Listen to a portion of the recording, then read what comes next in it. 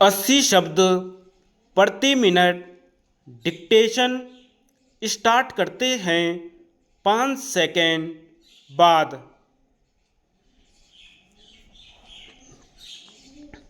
महोदय, मोटे तौर पर आपदाओं को हम दो भागों में बांट सकते हैं, जिनमें प्राकृतिक आपदा एवं मानवीय आपदा प्रमुख है। वे आपदाएं जो प्राकृतिक कारणों से घटित होती अर्थात जिनके घटित होने में मानवीय भूमिका नगण्य होती है, वे प्राकृतिक आपदाएं कहलाती हैं। प्राकृतिक आपदाएं भी धरातलीय एवं ब्रह्मांडीय दो प्रकार की होती हैं।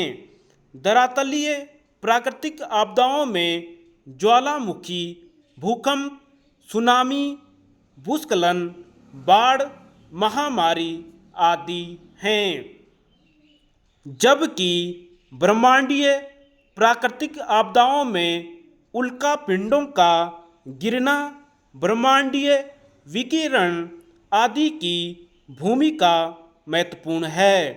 प्राकृतिक आपदाओं में अधिकांश की तीव्रता अधिक होती है और ये विस्तृत पैमाने पर क्षति पहुंचाती है।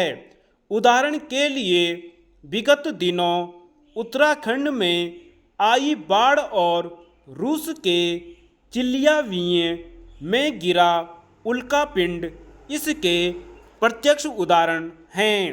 सामान्य तौर पर प्राकृतिक आपदाओं का एक दूसरे से संबंध भी होता है, जैसे भूकंप के बाद पहाड़ी क्षेत्रों में हुए भूस्खलन से संरचनात्मक विनाश होता है।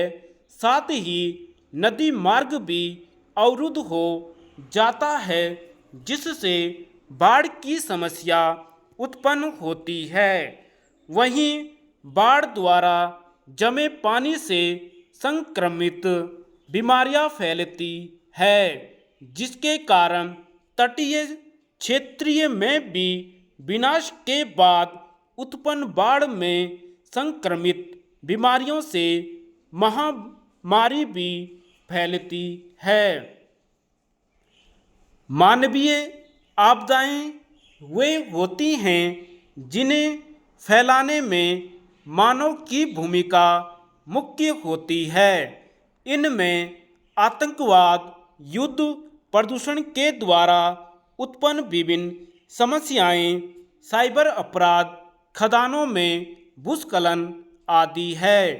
इन आपदाओं में कुछ का विस्तार क्षेत्रीय तो कुछ वैश्विक विस्तार की है।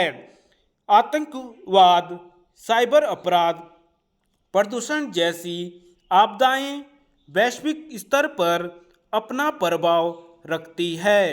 आज इनसे समस्त मानव समुदाय प्रभावित है। वहीं खदानों में भूस्खलन, युद्ध जैसी आपदाएं मुख्यतः क्षेत्रीय स्तर पर ही हैं। यह स्पष्ट तौर से कहा जा सकता है कि आज मानवीय आपदाओं की बारंबारता, तीव्रता एवं क्षेत्र में वृद्धि हुई है। साइबर अपराध एवं आतंकवाद जैसी आपदाओं का इतिहास एकदम नया है, लेकिन इनका क्षेत्र अत्यधिक विस्तृत है। आज ये राजनीतिक तौर पर एक हथियार बन गए हैं। कई देशों की सरकारें इसका पोषण कर रही है तथा एक प्रकार से कूटनीति के रूप में इसका उपयोग कर रही हैं। फिलहाल आज आपदा को रोकने के लिए तीव्र गति से प्रयास किए जा रहे हैं।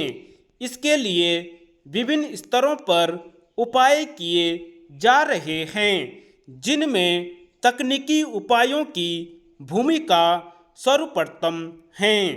आज क्षेत्रीय एवं वैश्विक स्तर पर विभिन्न तकनीकों का विकास आपदा के प्रभाव में कमी करने में किया जा रहा है। ये तकनीकें काफ़ी हद तक आपदा के प्रभाव में कमी करने में सफल भी हुई है। धन्यवाद।